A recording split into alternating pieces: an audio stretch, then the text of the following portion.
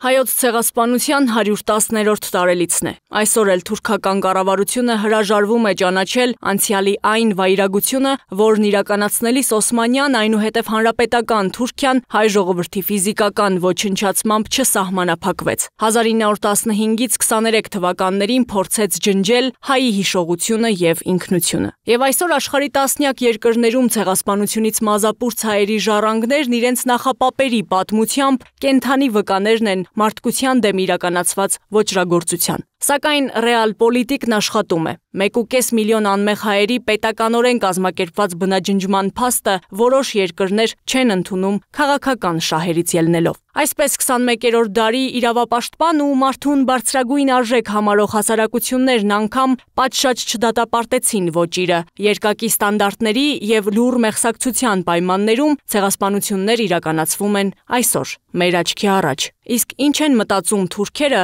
1 դար 10 տարի անց։ Ցեղասպանագետների ուսումնասիրությունները ցույց են տալիս, որ Թուրքիայի ներսում դրական փոփոխություններ կան։ Գործընթացները եւ հանրային տրամադրությունը խոսում են այն մասին, որ ավելի ու ավելի շատ թուրքեր են առերեսվում իրենց պատմությանը եւ անգամ պատրաստ են ճանաչել ցեղասպանությունը։ Սրա մասին է վկայում նաեւ ազգությամբ թուրք պատմաբան Թաներ Աքչամը, որը համարվում է հայոց ցեղասպանության միջազգային ճանաչման գործում կարևորագույն դեր ունեցող գիտնականներից։ Նա առաջին թուրք մտավորականներից էր, որը ոչ միայն հրապարակայնորեն ճանաչեց, այլև դատապարտեց հայոց ցեղասպանությունը եւ Թուրքիայի ժխտողական քաղաքականությունը։ Այս օրերին Երևանում գտնվող Թաներ Աքչամը պատմում է, որ իր ցեղասպան պետության ակունքները գիրքը Թուրքիայի ներսում միանշանակ չի ընդունվել։ Թուրքերի մոտ այն բուռն բանավեճերի եւ քննարկումների առիթ է դարձել։ Բայց եւ թուրքերեն առաջին հրատարակությունը միանգամից սպառվել է։ Գիրքը ունենալով մեծ պահանջարկ 1 տարվա մեջ վերահրատարակվել է 3 անգամ։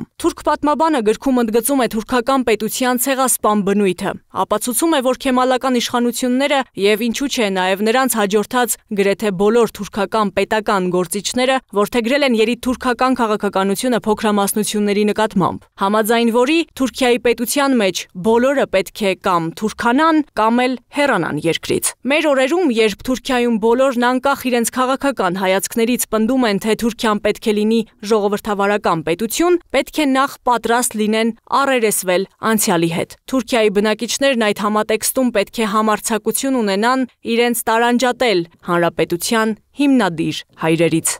Այդա Կիրակոսյան, Free News, Ազատ լուրեր։